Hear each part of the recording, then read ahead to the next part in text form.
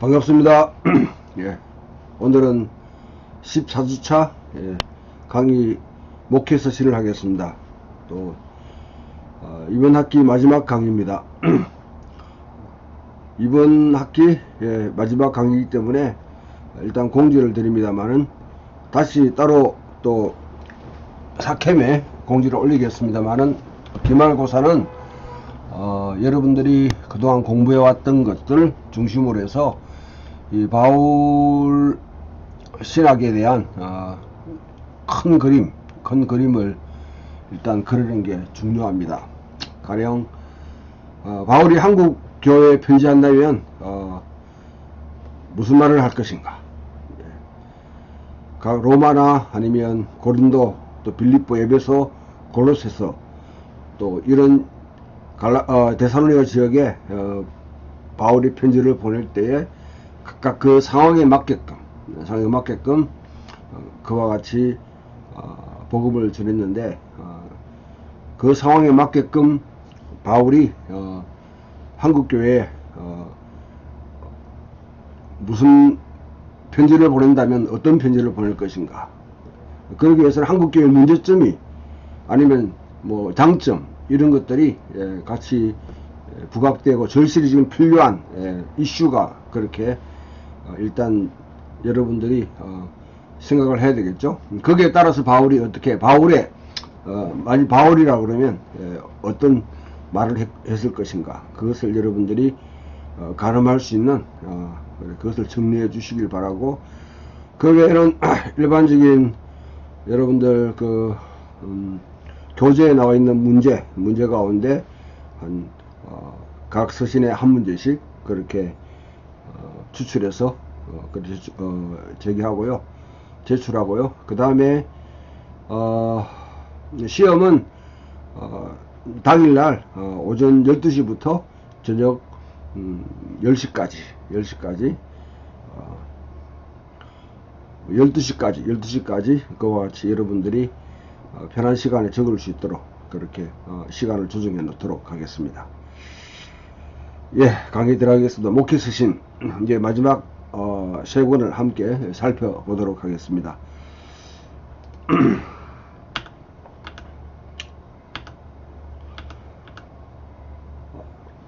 바울에 대한 성경의 이미지는 되게 박해자 바울, 개종자 바울, 전도자 바울, 목사 바울, 복음의 변호자 바울, 서신의 저자 바울, 신학자 바울 등등으로 우리가 말할 수 있습니다. 또 선교사 바울 등등으로요. 디모데 전후서와 디도서에 있는 내용을 바탕으로 보게 되면 멘토 바울로서 가장 잘 설명될 수 있는 것 같습니다. 18세기 이래 목회 서신이라는 이런 하나의 용어를 사용했는데요. 오히려 지금은 멘토링 서신 아니면 바울을 대변하는 자들의 편지 이런 식으로 오히려 이렇게 말하는 것이 훨씬 더 적합하지 않나 그렇게 생각합니다. 목회 서신의 장르는 그냥 편지입니다. 편지지만은 도덕적 근거, 명령, 개성, 또 사도의 그런 유산을 어떻게 개성할 것인가, 심지어 유언의 문학 형태를 가집니다. 디모데 후서 같은 경우는 유언 장르를 띠고 있습니다. 바울은 기회 있을 때마다 신자들을 격려하고 그 믿음을 강화시키며 또는 책망하는 그런 역할을 해왔습니다. 흩어진 교회들의 자신의 신학적 비전을 세우려고 아주 부단히 노력을 해왔습니다. 자신이 신뢰할 수 있는 두 동력자이자 믿음의 아들들인 디모데와 디도에게 마지막으로 간절히 호소하고 있습니다. 그들에 대한 관심, 염려를 표하는 동시에 그들의 능력에 대한 확신을 또 가지고 있고, 아울러서 주의를 기울이라 하는 경고를 또 보내고 있습니다. 개인적인 따뜻함, 또 무엇보다도 복음을 지켜라. 하나님께서 예수 그리스도께서 우리에게 맡기신 아름다운 것을 지켜라 하는 그런 중대한 경고를 또 그렇게 하고 있습니다. 바울은 계속해서 로마서부터 이 목회 서신까지 예수가 주가 되신다 하는 것을 그와 같이 축하하고 있습니다. 바울의 경력에서 목회 서신을 어디에 자리매김할 수 있을까? 복잡한 상황입니다. 첫 번째, 이 서신들과 개인적인 바울이 움직인 동선을 세부적으로 포함해서 사도행전 내러티브와 그렇게 일치시키는 것은 거의 불가능한 것입니다. 예. 그리고 이 세선의 새 편지의 바울 진정성, 바울이 저작권에 대해서는 정기적으로 의심을 받아왔습니다. 그래서 많은 사람들이 바울의 이름으로 기록되었지만 사실은 다른 사람이 쓴 것이다, 그렇게 간주하는 가명 미서로 그렇게 많이 간주합니다. 자, 이러한 여러가지 역사적으로 보나 또 상상을 해봐도 바울이 로마에서 첫 번째 투옥에 살아난 다음 동쪽으로 더 여행하는 시나리오를 우리가 이렇게 전제해야 되는데요. 바울이 로마에서 풀려나서 사실은 로마서에서 말하기를 자기는 이 로마 스반부에 선교하고 싶다, 그렇게 했는데 이게 포기됐는지 아니면 빌레몬이나 골로시 지역을 방문하고 또 소아시아 지역, 마케도니아 지역에 응급한 문제를 해결해서 갔는지, 갔다 그러면 갔다 왔다 하는 자체는 굉장히 고대사회에 어렵고, 또 바울이 마지막 여생 한 2년 동안 이러한 아주 긴 여행을 이렇게 왔다 갔다 지그재그로 했다는 것은 거의 불가능하기 때문에 상당히 좀 당혹스러운 그런 상황입니다. 무엇보다도 우리가 생각해보면 이 마게도냐와 풀려고 나오는데 마게도냐와 그 다음에 이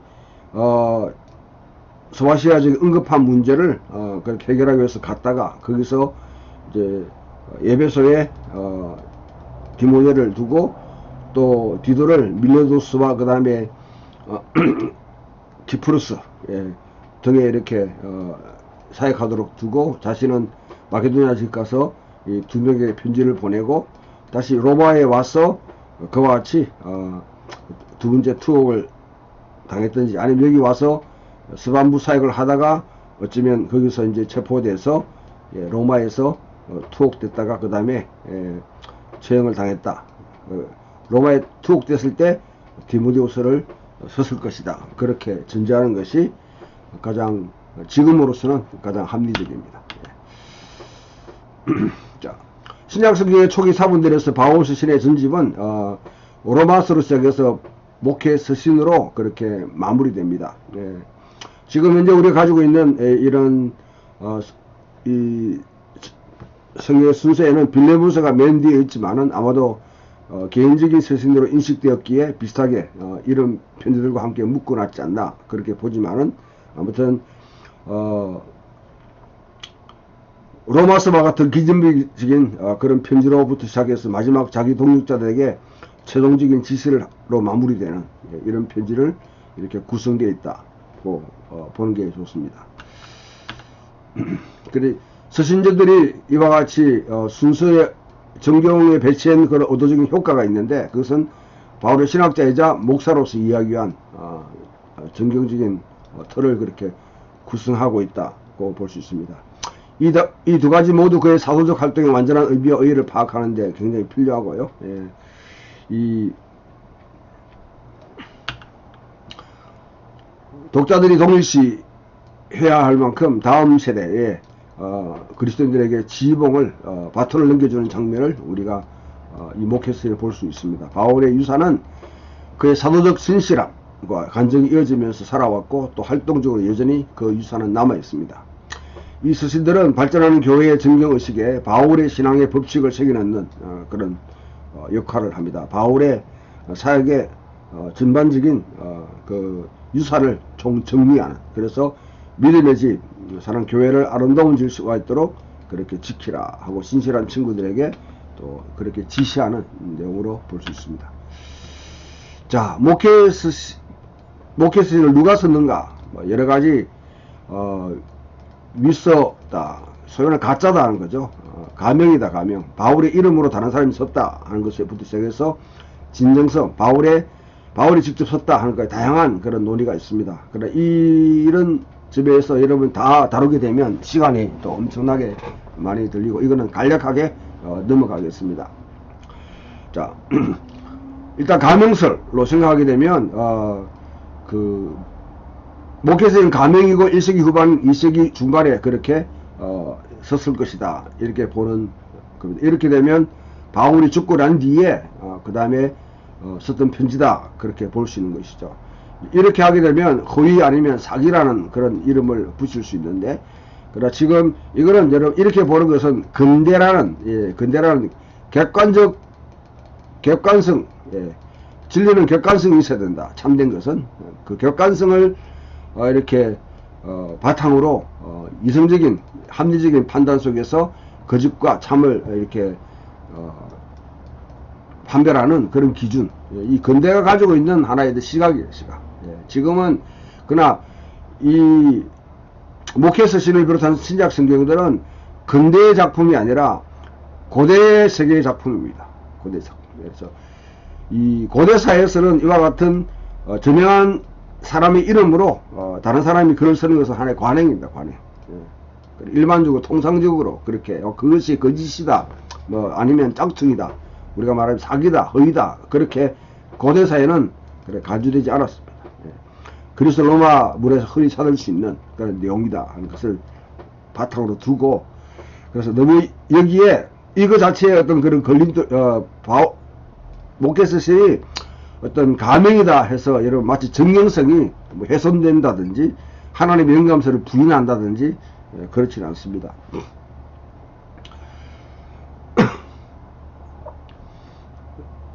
이거는 그레코 로마 사회뿐 아니라 유대 1세기 당시 유대 또 문헌에서도 이런 식의 어떤 미스는 거의 유행했던 그런 적이 있습니다. 그런 성경들이 성경 저자들도 인용하고 있는 것이죠. 앞에 우리 유다서를 봤다시피 에녹서나 아니면 또 모세의 유언서 같은 경우는 다 가명으로 준 것이죠. 근데 그걸 유다서 저자가 인용하고 있습니다. 인용하고 있다는 것을 보게 되면 초기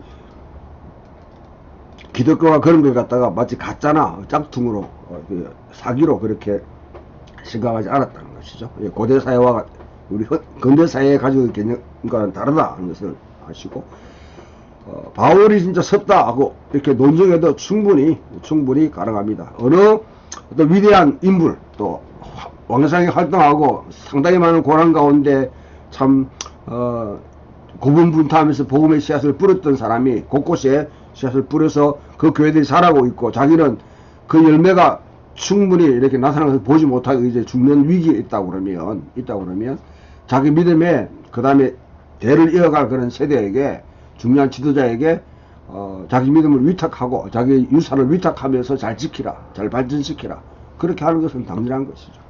어느 쪽으로 봐도, 그러니까 미스로 봐도 그 성경이 가지고 있는 권위, 성령의 영감으로 기록된 이 책이라는 점에서, 또 바울의 어떤 사상을 반영한다는 점에서 사도의 중요한 전성을 이렇게 개성한다는 점에 전혀 문제가 되지 않고요. 또 진정한 것으로 봐도 얼마든지 입증 가능합니다. 논증 가능합니다. 이런 점에 골몰하다가 진짜 이 서신의 내용 자체를 갖다가 우리가 등한시하는 그런 오류를 범하지 않도록 그렇게 할 필요가 있습니다.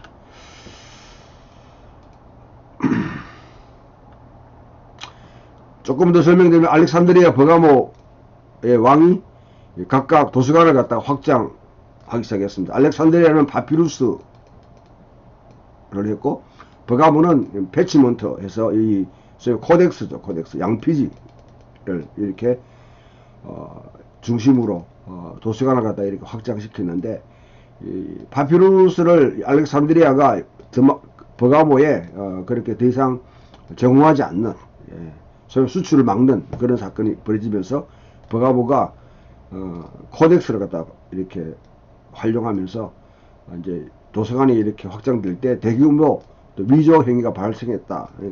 의사 갈렌이 그와 같이 주장하고 있습니다. 이런 형태는 유대 사회도 잘 알려져 있는 하나의 그런 관행입니다. 소위 예레미야 서신, 아리스토테아스에게 보낸 편지, 에녹 1, 2, 3서, 도마복음서, 제3 고린도서, 바울과 세네카의 편지, 아까 바란디게 보는 예수의 편지 등등 이런 것들이 있는데 이런 이제 내용들 가운데는 우리가 분명히 이제 위조라고 말할 수 있는 것도 있지만은 과연 이런 일이 목회에서 일어났는가 하고 질문을 던져볼 수밖에 없죠. 자, 그래서 반드시 기억해야 될 요소가 있습니다. 지자들은 자신의 아이들을 다른 사람이 채택할 수 있음을 알고, 고대 지자들은요, 유명한 지자들은 알고 있었습니다. 고대 세계에는 저작권이나 지적 재산에 대한 개념이 잘 발전되지 않았다 하는 것을 명심할 필요가 있습니다. 따라서 저자의 소유권, 또 우리가 이해하는 표절이라는 개념은 거의 존재하지 않았습니다. 저자의 개념은 그 자체로 유연하게 해석되어야 됩니다. 왜냐하면 저자는 또 한 작품이 쓰여질 때 이제 비서, 또 동료, 또 편집하는 사람, 또 카피하는 사람, 수집가들이 다 손을 대기 때문에 정확하게 본래 사도의 어떤 본래 썼던 이거는 그렇게 큰 의미가 없습니다. 가령 여러분들 골로새서나 아니면 또 데살로니가후서 등등을 보게 되면 바울이 쓰지 않고 이제 자기 대충 이렇게 계열을 이야기해주면 그 다음에 필사자가 옆에 있는 실루아누나 아니면 다른 어떤 비세카라는 사람이 적었다가 바울이 마지막 자기 필명을 적고 내가 이 흔적을 남긴다 이렇게 하는 경우가 있기 때문에 이런 흔적들은 성경에 다 볼 수 있는 것이죠. 바울이 편지를 보낼 때 자기만 보는 것이 아니라 바울과 실로아노, 바울과 디모데 등등을 붙이면서 같이 보낸다 그렇게 하게 되면 한 사람의 저작으로는 또 볼 수 없는 분류는 바울 서신으로 그렇게 분류되지만은 같이 공동 이름으로 공동 저자의 이름으로 그렇게 보내는 것이죠. 이런 다 포함하기 때문에 유연하게 해석돼야 된다. 저자라는 개념 자체가 실제 저자가 아닌 다른 사람에게 저자를 표시한다고 해서 반드시 허위가 되는 것은 아닙니다. 그렇게 고대사회는 그렇게 여기지 않았다 하는 것이죠. 위조와 속임수로 감명 작품을 만들 수 있습니다. 갈레는 자신의 작품으로 기록된 잘못 작품들을 말하면서 다른 사람이 자기 이름으로 이렇게 작품을 위장한다 하는 사실을 알고 있었습니다.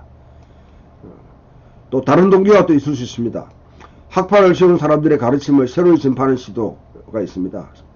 그의 사후에 계속해서 피타고라스의 저작물을 이렇게 저술한 피타고라스 학파 같은 경우가 대표적인 그런 케이스고요. 또 한 인물의 또 흠모하는 인물을 흠모하면서 문학적 흉내내기, impersonation이라고 그렇게 하죠. 합법적으로 생산할 수 있다고 진정히 믿었습니다. 이와 같은 것들은 우리가 특히 이제 음악계에서 소위 말하는 표절 시비가 붙을 때에 흔히 하는 말이 그 표절한 사람을 갖다가 하나의 우리 오마주해서 존중해서 그와 같이 그 가운데 일부를 갖다가 자기 인용했다 그렇게 또 변명하는 경우가 지금도 있습니다. 지금도 있는데 고대 사회는 더욱이 그런 일들은 많이 있었죠.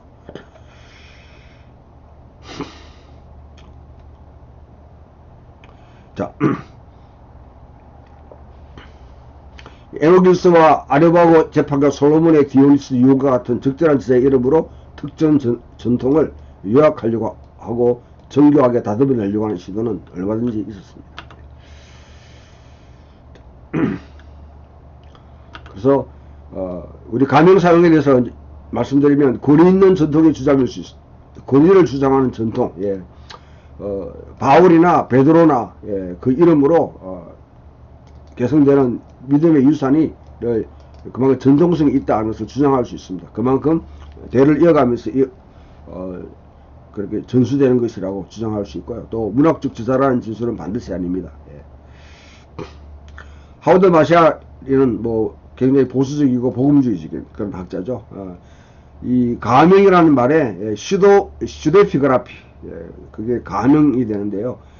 거짓이라는 부정적인 의미를 갖지 않는 가명에 대한 대처용어가 필요하다. 그래서 타인의 이름으로 굉장히 공손하게 글을 쓰는 행위인 이명성, 알로니미티 아니면 알레피그라피, 이명서 등등으로 이렇게 부르자 그렇게 제안할 정도로 되게 복음주의 학자들도 그와 같이 이런 베드로 후서나 아니면 또 디모데 후서 같은 경우에는 바울의 바울의 신이 작품이 아니라고 그렇게 보는 경우가 많이 있습니다.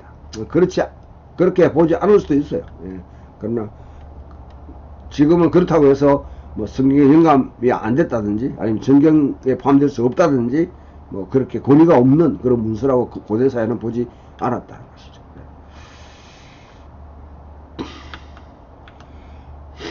자, 목회서 전에는 바울이 그의 사랑하는 아들들 디모데와 디도에게 편지를 쓰는 어떤 고의적 위조, 경건한 흑우 또는 위작 등으로 식별되면서 그 근거로 헬라 언어와 문체, 바울의 개인적 동선, 바울의 반대자들 이 2세기로 몰고 초기 공교에도 2세기 현상이기 때문에 그렇게 몰고 가는 것 등등 또 순교자 바울을 칭송하는 그런 전성들 그런 것을 봐가지고 그렇게 하는 이론들이 있습니다만은 얼마든지 거기에 대해서는 우리가 디펜딩 할 수 있는 그런 내용들입니다.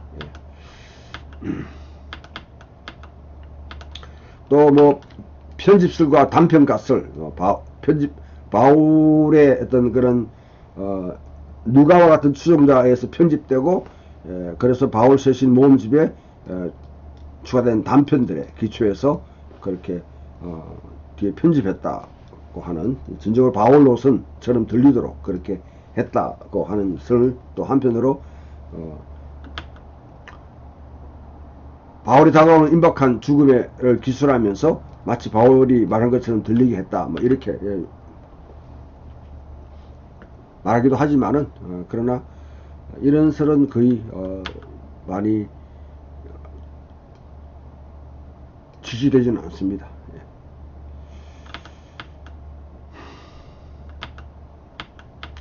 또 디모데 전서와 디도서는 가명이고 디모데후서는 진본이다 뭐 하든지 아니면 거꾸로 디모데후서는 가명이고 디모데 전서와 디도서는 진본이다 뭐 이런 식으로 하는 경우도 있지만은 다 그러니까 논증이죠. 또 바울이 직접 썼다고 그렇게 봐도 얼마든지 그와 같이 논증이 가능합니다. 거짓 가르침을 다룰 때 그리고 교회 지도자들의 자격을 다룰 때 각 상황이 다르기 때문에 바울이 아닌 아닌 단어가 자주 발생한다. 그런 상황에 따라 얼마든지 그와 같이 다르게 쓸 수 있는 것이죠. 바울이 보낸 데모데 편지에는 공동 발신자나 비서가 포함되어 있다는 것이죠. 우리 고린도 교회에게는 바울과 소수되네. 바울과 디모데가 고린도인과 빌립보인과 골로새인들과 빌레몬에게 보낸 편지들. 또 바울과 실루아노와 디모데가 데살로니가 교회에 보낸 편지들. 로마서는 드디어의 도움으로 로마에게 편지를 보냈습니다. 또 에베소서는 골로새 지도를 채택해서 해람 편지용으로 그 지역에 있는 교회에 보냈고요. 갈라디아서만 공동 발신자나 비서가 없는 케이스가 됩니다. 이런 경우 얼마든지 같이 볼 수 있고요. 실제 바울이 다른 서신들이 교회들에게 보낸 편지에는 빌레몬서조차 전체 교회의 공동 수취인을 그렇게 포함시키고 있다는 것이죠. 반면에 목회서는 바울이 개인들에게 쓴 유일한 사적인 편지다. 그렇게 우리가 볼 수 있습니다. 자, 이런 점은 여러분들이 기억하시고 그렇게 큰 어떤 문제가 아니다 하는 것. 특히 목회 스승이 표현하고 있는 교회 생활이 마치 어떤 느슨하고 임시적인 리더십, 은사 중심의 그런 공동체에서 어떤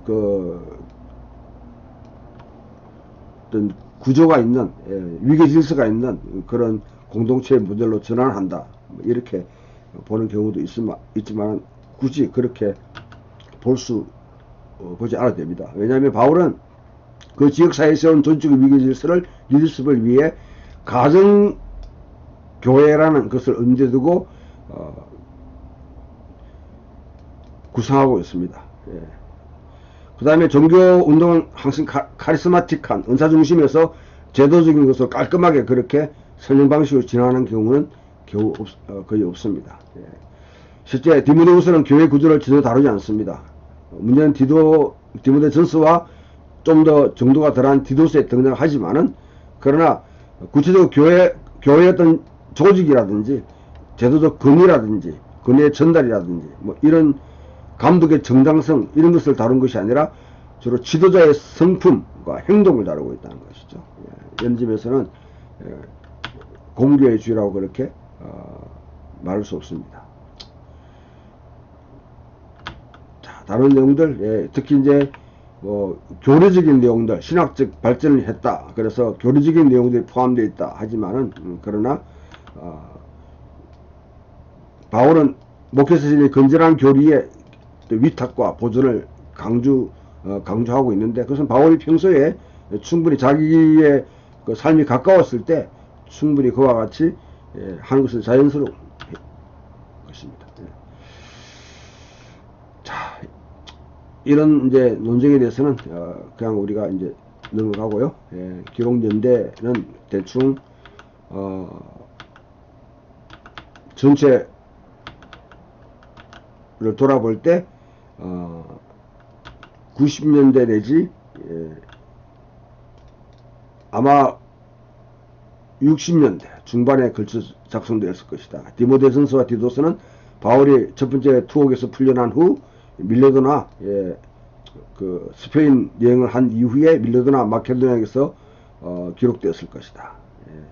에베소에 사역하고 있는 디모데에게 또 디도는 키프로스에 구브로에 사역하고 있는 그레테에 사역하고 있는 디도에게 편지를 보냈을 것이다. 그리고 디모데후서는 두 번째 마지막 투옥 기간 동안에 로마에서 작성되었을 것이다. 그렇게 충분히 볼 수 있습니다.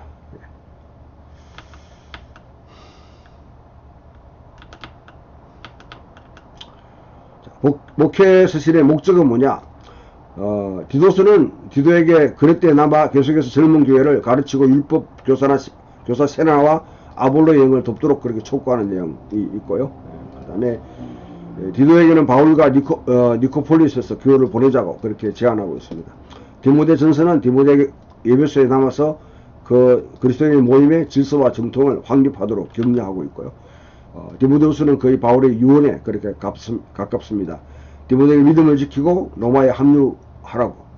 그리고 어디에 있는 가죽옷을 가져오고, 지금 추우니까 또한 어디 있는 성경책을 가져오라. 또 요한 마가를 데려오라. 그런 요청들을 같이 하고 있습니다. 별개의 모음집으로 목회서신 전체를 우리가 본다고 그러면 바울의 사도적 수교에 대한 최종적인 설명을 하고 기독교 메시지를 굳게 붙잡으라는 격려를 하고 교회 질서와 건정에 대한 전반적인 지침을 그렇게 구성되어 있다. 그렇게 볼 수 있습니다. 자, 이제 내용으로 빨리 넘어가겠습니다. 디모데 전설은 소교와 인사말, 거짓 교사에 대한 경고를 하고 그 다음에 지속적인 기도와 예배에서 적절한 용부를 그렇게 논란하지 않도록 그렇게 예배 드릴 때 주변 사람들이 보기에 상그럽지 않게 예배를 드리라 그렇게 하고요.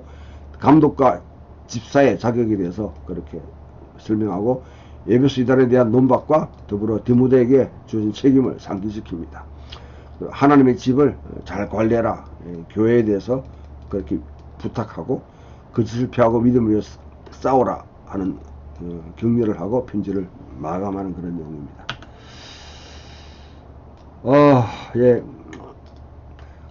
속의 인사말에서 바울은 하나님이 주신 사역은 하나님과 메시아의 이중적인 뜻에서 비롯됐다고 보고 디모데를 믿음 안에 참된 아들로 그렇게 칭송하고 은혜와 긍휼과 평강을 강구하고 난 뒤에 그 다음에 1장 3절 20절에 곧바로 거짓 교사에 대한 경고를 합니다. 건강에 건전하지 못한 해로운 교리나 난해한 추측이 집회에서 그리스도의 모임에서 발판을 마련하지 못하게 하라고 아주 뿌리 뽑으라고 그렇게 상기하고요. 이상한 가르침은 특히 교사들이 토라 자체를 무시할 때 사람들을 잘못된 길로 인도한다. 이게 중요합니다. 이 헤나 같은 경우가 바로 그 율법 교사예요. 율법 교사고 또 아볼로 같은 경우도 사실 너희 이제 헬라적인 문화 가운데서 율법을 변증하는 또 필로가 같은 그와 같은 영향을 가지고 있는데 토라 자체를 바울이 무시하지 않죠. 토라는 성경의 핵심입니다. 바울이 토라를 비판한 것이 아니라 토라의 주변에 울타리를 세워놓는 것. 그것이 할례라든지 음식법이라든지 아니면 또 이렇게 안식일 준수와 같은 까탈스럽게 그렇게 만들어 놓은 규정들. 당시 유대교가 특히 이 이슈들은 이 안식일, 이 할례, 음식법, 안식일 규정들은 다 그 마카비 이 시대의 하나의 트라우마입니다. 트라우마. 예. 그 헬라 제국이 유대인의 정체성을 없애려고 했는데 강력하게 그래 반발했을 때 그에 대한 하나의 트라우마를 반영하고 있는 것이죠. 우리가 민주주의 하게 되면 4.19에 대해서는 굉장히 그런 경험이 있기 때문에 4.19를 이렇게 하면서 민주주의에 대해서 굉장히 민감하게 또 이렇게 생각하게 되고, 또 군사 독재에 대해서 어떤 반감, 5.16 혁명이라든지 아니면 뭐 그 12.12 사태와 같은 이런 5공화국에 대한 그런 트라우마가 있죠, 우리에게. 예. 또 공산주의 하게 되면 6.25에 대한 트라우마가 있습니다. 이런 것들처럼 마카비 시대에 그와 같이 참 피를 흘리며 순교했던 그런 트라우마를 안고 있기 때문에 민족적으로 할례, 음식법, 안식일은 계속 하나의 유산으로 남아서 유대계 정체성을 지키는 하나의 이렇게 울타리를 삼았는데, 바로 이것을 마치 어떤 그 유대의 독특한 특권처럼 여기고 있는, 거기에 대해서 바울이 비판했지, 토라 자체를 바울이나 예수님이 비판한 적은 없습니다. 토라 자체가 무시되면 사람들이 잘못된 길로 인도하게 된다는 것이죠. 토라에 올바른 가르침이 필요한 자들을 말하는데, 디모데후서 9장 10절에서 율법은 옳은 사람을 위해서 세운 것이 아니요 불법한 자와 복종하지 않는 자와 경건하지 아니한 자와 죄인과 거룩하지 않은 자와 망령된 자와 아버지를 죽이는 자와 어머니를 죽이는 자와 살인한 자며 음행하는 자와 남색하는 자와 인신매매하는 자, 노예매매하는 자들이죠. 거짓말하는 자와 거짓 맹세하는 자와 비타 바른 교훈을 거스르는 자를 위함이니, 바로 토라가 필요하다는 것입니다. 이런 사람들 양상하지 않기 위해서. 이런 사람들 마치 뭐 정상한 것처럼, 아무리 잘못이 없는 것처럼 여기는 그 문화가 되면, 형성되면 안 되는 것이죠. 토라를 갖다가 올바른 가르침이 필요하다, 그렇게 봅니다. 바울은 자신의 사명에 대해서 감사를 드리고, 하나님은 가장 거칠고 가장 폭력적이고 모독적인 이 박해자 자신이죠. 데려와서 신자로 삼을 뿐 아니라 또한 신뢰할 수 있는 사도와 전도자로 삼으셨다. 그렇게 감사를 드리고, 자기는 죄인 중에 괴수다, 그렇게 이야기합니다. 그리고 디모데 경고하기를 이 후메네오와 알렉산더, 이 에베소에 활동했던 이 거짓 교사들이죠. 별처럼 그 믿음이 파산되어서는 안 된다 하고 경고합니다. 이들은 인격적인 각성을 시켜준다는 그런 미명 아래 내면화된 영성을 위해서 어떤 건전한 가르침을 떠나버린 대표적인 인물들입니다. 그래서 믿음과 선한 양심을 굳게 붙잡아야 된다. 그렇게 근거하고 있습니다. 그 다음에 지속적인 기도와 예배에서 올바른 태도, 또 올바른 그런 용모를 갖출 필요가 있다는 것이죠. 구리자들과 평화로운 관계를 할 필요가 있다. 왜냐하면 이것은 굉장히 큰 트라우마에 해당합니다. 왜냐하면 이것도 하나의 그 로마서 13장에서 이렇게 봤듯이 이 클라우디우스 황제가 그리스투스라는 그런 사람 때문에 그 로마에서 서로 유대인들 사이에 분란이 일어났을 때 그들을 그와 같이 로마의 질서를 이렇게 어지럽힌다 한다는 그런 우려 때문에 유대인들을 다 축출하는 그런 사건 때문에 로마 교회가 굉장히 또 곤혹스러운 상황에 빠졌는데, 그런 일이 일어나지 않도록 할 필요가 있다는 것이죠. 또 사회적 안정을 위해 중보를 기도해야 됩니다. 교회는 불의자들에게서가 아니라 그들을 위해 기도한다는 로마 치하의 유대인들의 입장을 받아들였습니다. 유대인들이 가지고 있는 이 입장은 뭐냐면, 황제 숭배나 아니면 로마의 어떤 신들, 로마가 지배하는 것은 이것을 다 이렇게 이들에게 제사를 드리는 신전들이 세워졌는데, 유대 안에서는 그것이 들어오지 못하도록 했습니다. 근데 그걸 로마 황제에게 기도하는 것이 아니라 그들을 위해서, 로마 황제를 위해서 기도하도록 예루살렘 성전에서 기도의 시간에 로마 황제를 위한 기도를 그렇게 했는 것이죠. 이것을 깨트리려고 하는 사람이 바로 칼리큘라라는 그 로마 세 번째 황제입니다. 로마 제국에. 그는 예루살렘 성전에서 자기 신상을 세워놓고 그렇게 숭배하도록 요구했다가 하나님이 그를 치서 적사하게 아마 불의에 아주 그냥 죽음을 당하게 그렇게 만드는 사람이고, 로마 제국내에서도 그것은 굉장히 무모한 활동이기 때문에 아주 그의 모든 흔적을 지워버리는 그와 같은 기록을 삭제해버리는 그런 치욕적인 사후 흉배를 받았던 황제가 바로 칼리큘라입니다. 그래서 이런 로마도 나름대로 무조건 악한 것이 아니라 나름대로 그 당시 굉장히 좀 합리적이고 또 정의를 위해서 물론 자기들에 위한 정의지만 그 힘썼던 그런 제국입니다. 그래서 군의자들과 또 황제를 위해서 기도하라 그렇게 말합니다. 한불의 구시주와 중보자 소테르, 그 다음에 중보자 메스테스가 계신다고 그렇게 하면서 아주 다른 바울 서신에 볼 수 없는 용어들을 사용해서 말합니다. 특히 여기서 우리가 또 주목할 만한 것은요, 디모데 전서 2장의 중보 기도에 대한 그런 내용이 되는데, 내가 첫 번째 그러노니 모든 사람을 위해서 간구와 기도와 도구와 감사를 하되, 간구와 기도와 도구와 감사를 하되, 이 기도, 그 다음에 간구, 도구, 이게 중보기도라는 내용이죠. 그 다음에 감사를 해라 하는 것이죠. 모든 사람을 위해서. 그리고 특히 무엇보다도 임금들과 높은 지위에 있는 모든 사람을 위해서 그렇게 기도하라. 이는 우리가 모든 경건과 단정함으로 고요하고 평안한 생활을 하게 하랍니다. 안주하여서 평화로운 삶을 구가하는 것, 그것도 좋은 것이지만은 그러면서 로마에서 일어났던 그런 사건들처럼 복음에 이렇게 진전이 방해되는 그런 일이 없도록 하기 위해서 교회가 또 사회적 질서를 어지럽히는 그런 집단으로 그렇게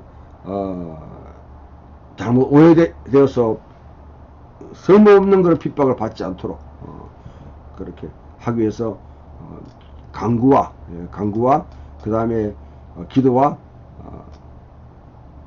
엔틱시오스, 이 중보 기도와 유카리스티아스, 감사 기도를 하라 그렇게 말합니다.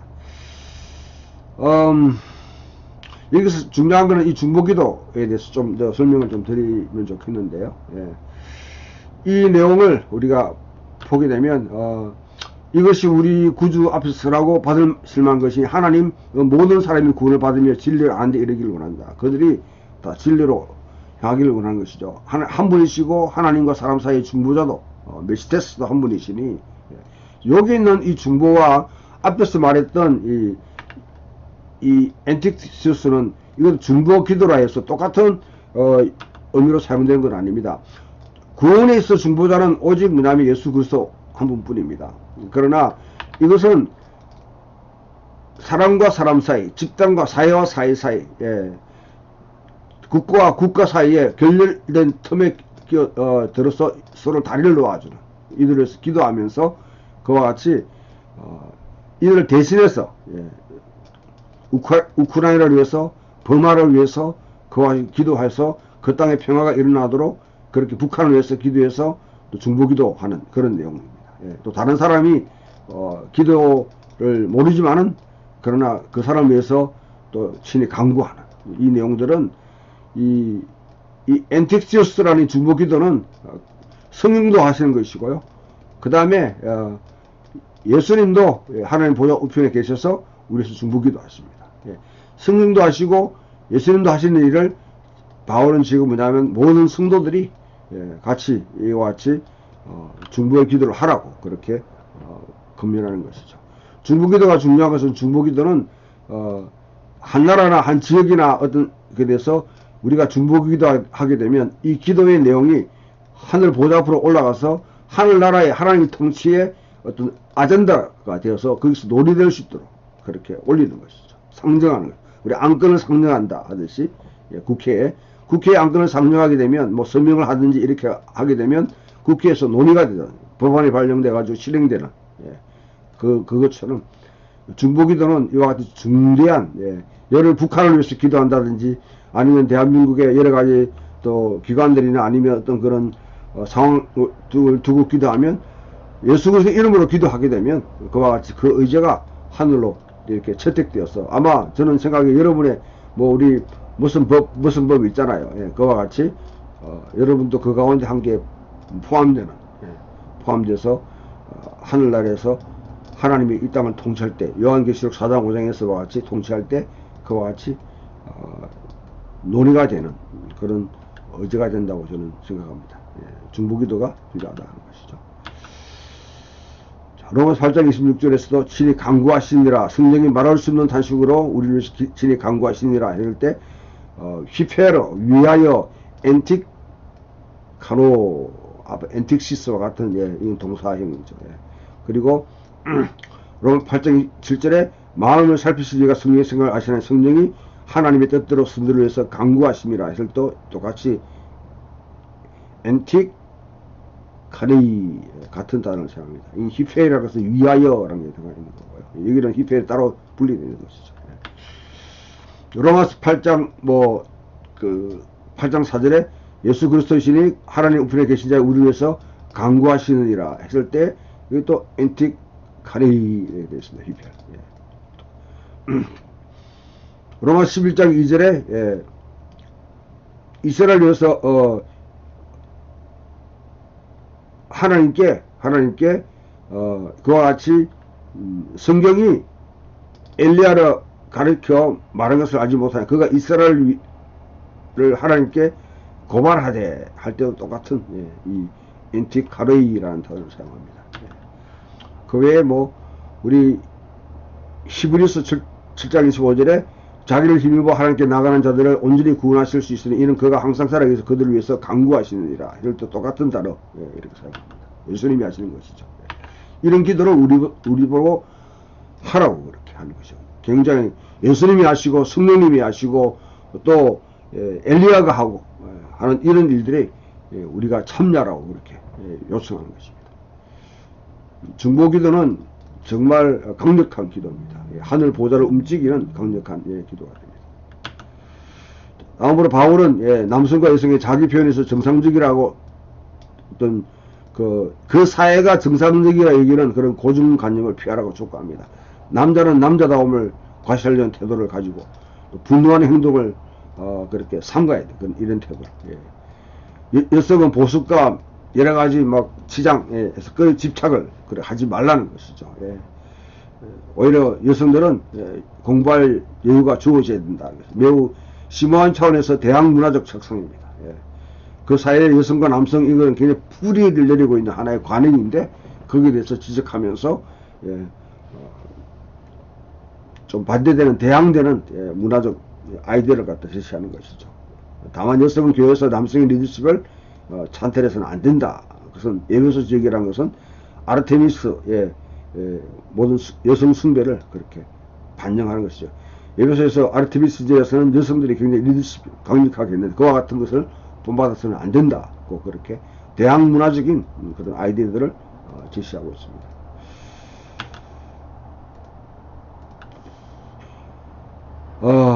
또 현대인들이 곤욕스럽게 여기고 모욕을 당한 느낌을 받는 구절이 또 여기에 등장하는데요.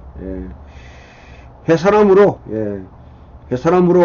마치 어떤 그 구원을 얻는 것처럼 그렇게 표현되는 점이 있는데 여성들이 왜 공부를 해야 되는가? 아르테미스 숭배에서는 리더십을 바라기 위해서 그렇게 하는 것이 아니라 남성과 여성 모두가 발전할 수 있도록 그들 자신의 방식으로 공부하고 배울 수 있는 공간과 여가를 가져야 된다는 것이죠. 하나님께 주시는 배움, 가르침, 지도력의 은사라면 무엇이든지 상관이 없습니다. 그 다음에 감독과 집사의 자격을 쭉 열거하고 교회에 직책을 맡은 사람은 개인은 정직하고 존경받을 수 있어야 됩니다. 자제하고 신앙을 유지하고 존경을 받아야 됩니다.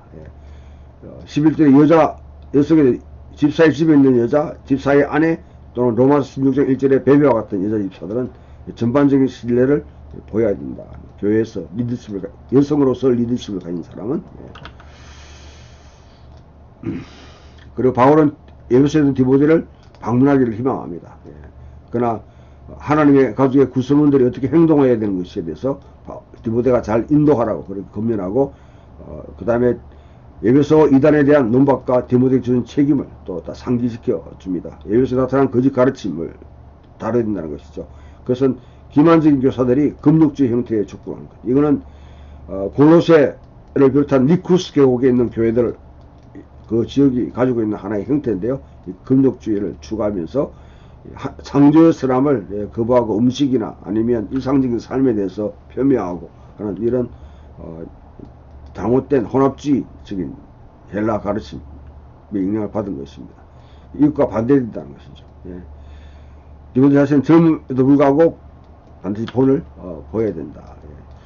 창조의 사람을 부인하는 그릇된 가르침, 그것이 바로 금욕주의입니다. 예. 후일에 어떤 사람이 믿었더라 미혹하는 영과 귀신의 가르침을 따르려 하였으니 자기 양심이 화인을 맞아서 외식함으로 거짓말하는 자들이라. 예. 혼인을 금하고 어떤 음식물을 먹지 말라 할 테이나, 예. 이거는 하나님이 창조할 때 창조의 질서예요. 음식물은 하나님이 되신 바니 믿는 자들과 진리하는 자들이 감사함으로 받을 것이니라. 예. 기도함으로, 예. 말씀과 기도로 거룩해지느니라. 하나님이 주신 모든 것이 선하다는 것이죠. 이것을 이 하나님이 창조하시는 것이 이 선함을 갖다가 이와 본질적으로 마치 어떤 악한 듯이 그렇게 하는 것은 그런 창조신학의 그와 같이 정면적으로 반하는 그런 잘못된 특히 금욕주의적인 성격을 가지고 있는 그런 집단에서 이와 같은 것을 많이 하는데, 그거는 금식은 필요합니다. 그러나 늘 금식하라면 안 되죠. 다른 여러 가지 하면 먹을 수 있는 것도 먹지 말라고 하는 것은 이거는 수도적인 삶을 사는 공동체면 몰라, 특별한 목적을 위해서 헌신되어 있는 자들이 몰라도 이걸 보편화시키는 것은, 우리는 특수한 어떤 케이스를 보편화시키는 오류를 보편성의 오류라고 하는데요. 그런 오류를 많이 범합니다. 이거는 근본적으로 창조신학 자체를 갖다 부인하는 거기 때문에 잘못된 것입니다. 그리스도 예수의 좋은 일꾼은 내가 이것으로 깨우치면 그리스도 예수의 좋은 일꾼이 되어 믿음으로 믿음 말씀과 내가 다른 좋은 견으로 양육을 받으리라. 망령되고 허탈한 신화를 버리고 유대인들이 가지고 있는 이 잘못된 그와 같은 성경에 근거하지 않는 이런 신화들 경건에 이르도록 내 자신을 연단하라. 디모데에 현혹되지 말라는 것이죠. 육체의 연단은 약간의 유익이 있으나 경건은 범사에 유익하니 검생과 내세의 약속이 있다. 디모데후서에서는 경건의 모양은 있으나 경건의 능력을 부인하는 자니 내가 이 같은 자에서 돌아서라 이렇게 합니다. 오늘날에는 경건의 모양은 있으나 경건의 능력을 부인하는 자도 있지만 사실 경건의 모양도 없으니까 경건의 능력도 드러나지 않는 것이죠. 내 영상을 없음 여기지 못하게 하고 오직 말과 행실과 사랑과 믿음과 정결에서 믿는 자에게 본이 되어 내가 이럴 때까지 잃는 것과 권하는 것과 가르치는 것에 전념해라. 그리고 디모데가 내 속에 있는 은사 장로회에서 안수받을 때 예언을 통해서 받은 것을 가볍게 여기지 마라. 이 안수받을 때 이와 같은 예언을 통해서 받은 것들. 바울이 디모데가 좀 소심한 성격이 있거든요. 바울이 그것을 지적합니다. 뒤에 디모데후서에서는 네가 그 안수받을 때에 받은 은사를 불릴 듯 하게 하라. 마치 물이 확 타오르다가 이제 잠자고 있는 그 상태처럼 지금 내버려 두지 말고 다시 부적경이로 확 잊어서 다시 불타게 하라. 그렇게 합니다. 모든 일에 전심적에서 너희 성숙함을 모든 사람에게 나타나게 해라. 자신 성숙함을. 바울, 디모데가 좀 소심해요. 소심한 디모데에게 그와 같이 권면합니다. 하나님의 집을 잘 관리해라. 가부들에게 초점을 맞추는데, 데살로니가 교회에서 일어났던 문제와 같이 일하지 않는 자들, 교회가 상호 부양하는 단일 가족으로 살기로 결심한 데서 발생하는 문제입니다. 너무 많은 가부들이 상호 부양 제도를 이용하려고 해요. 그래서 교회 재정 지원을 누가 받아야 하는지 결정하는데 합리적으로 엄격한 다른 기준과 또 연령 제한이 이제 필요한 그런 상황이 생겼다는 것이죠. 그래서 가부면 무조건 다 이렇게 하는 것이 아니라 어떤 특정한 또 규정을 두는 실제적인 지침이 그렇게 필요하다 하는 것이죠.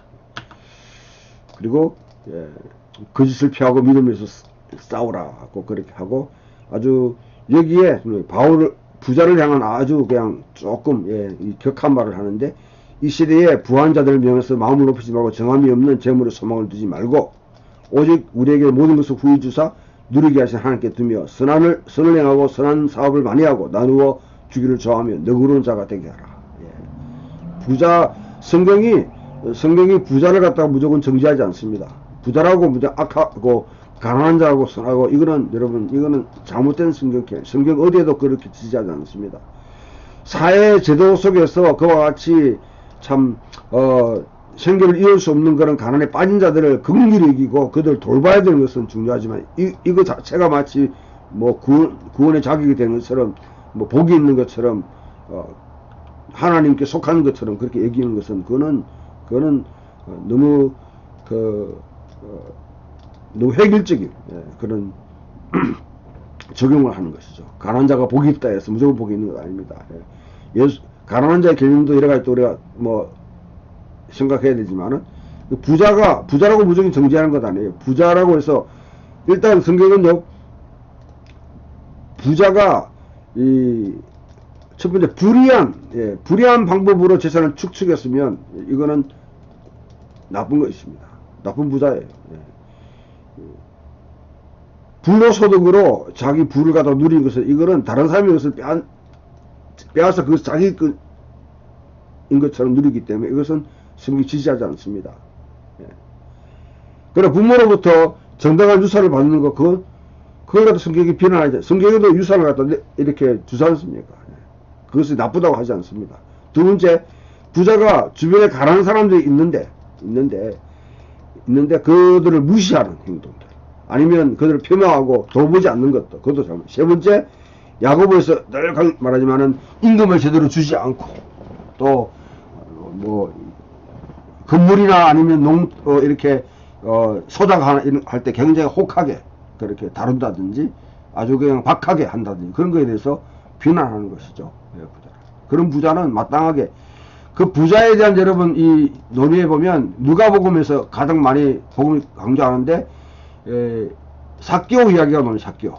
삭개오 이야기 바로 앞에 젊은 부자 관원이 나와요. 젊은 부자 관원은 재산을 나눠주라는 말에 굉장히 근심하고 돌아갔어요. 바리새인들을 비롯한 당시 유대 지도부의 대표적인 태도입니다. 예루살렘 엘리트들의. 반면에 삭개오는 예수님이 사역할 때부터 쭉 돌봐왔던 누굽니까? 세리예요, 세리. 이 세리들이 결국 회개해서 자기 재산의 반을 나눠주는 것이죠. 젊은 토라를 가르친다고 하는 이 젊은 가르는 실패하고 근심하게 갔지만은 삭개오는 주를 만나고 난 뒤에 그와 같이 재산을 나눠주고 자기의 장부서에 내배를 갖겠다. 토라의 원칙대로 그와 같이 행하는 것이죠. 어느 것이 부자의 모델입니까? 예수님이 추천하고 성경이 추천하는 삭개오입니다. 삭개오. 디모데 전서 9장 10절에서 부활한 자들은 시험과 올무와 여러가지 어리석고 해로운 욕심 떨어지라니 그 사람으로 파멸과 멸망에 빠지게 하는 것이라. 부자가 되려고 하는 자체가 잘못된 것 아닙니다. 그러나 이와 같이 이런 실무에 떨어져 가지고 멸망에 빠지도록 그렇게 부자가 돼서는 안 된다는 거예요. 돈에 그냥 탐욕이 있어 가지고 미치는 것이죠. 돈을 사랑함이 일만하게 뿌리가 되라니 이것을 탐내는 자들은 미혹을 받아 믿었더나 많은 근심으로 자기를 찔렀다. 스스로 파멸한다는 것이죠. 탐욕이라는 게 탐욕은 우상숭배죠. 그리고 편지를 마지막으로 그렇게 하고 끝을 맺습니다. 디모데에게 맡겨진 일과 교회와 복음을 지키라. 지식이라는 이름으로 떠들고 있는 천박하게 말도 안 되는 소리는 어떤 것에도 돌이켜야 된다. 이 그노시스. 여기서 이제 그노시스라는 이 단어에서 영지주의라는 단어가 나오게 됩니다. 영지. 그노시스 나오는데요. 이런 것을 이게 뭐냐면 그냥 지식이 일반 학문 지식을 배척하는 것이 아니라 자기들만이 아닌 자기 집단만의 독특한 지식을 자기 깨달았다. 그것을 알아야지 눈이 뜨이고 영적인 눈이 뜨이고 또 하나님의 뜻을 알아가고 뭐 그렇게 한다는 사람. 비법을 안다는 듯이 말하는 사람들. 특히 요한계시록을 뭐 이해하는 어떤 그런 열쇠를 가졌다는 둥, 뭐 아니면 구원의 열쇠를 가졌다는 둥, 영성의 어떤 그런 뭐 기막힌 어떤 그런 기법을 가졌다는 둥 하는 거 다 그지 지금 누가 그렇게 말한다 할지라도 그건 다 거짓말입니다. 그건 다 사기꾼이에요, 사기꾼. 영지주의자들이 하는 거 똑같은 행동입니다. 그들에게 드러나는 상황은 거의 비슷해요. 창조의 선언을 부인하고요. 자기들의 지식의 독점금을 가지고 있는 것 같고. 결국은 그들은 영적으로 아니 윤리적으로 타락된 그것을 영적이기 때문에 모든 것을 할 수 있다. 불법을 행해도 마치 할 수 있는 라이센스를 받은 것처럼 그렇게 행동합니다. 이런 자에 돌아서라. 지금 여러분들이 목회할 때도 이런 것에 절대 빠져서도 안 돼. 그렇게 해서도 안 되고, 경도를, 경계해야 돼요, 경계. 자, 일단 여기까지 하시고, 그 다음에 또 이어서 계속 강의하겠습니다. 감사합니다.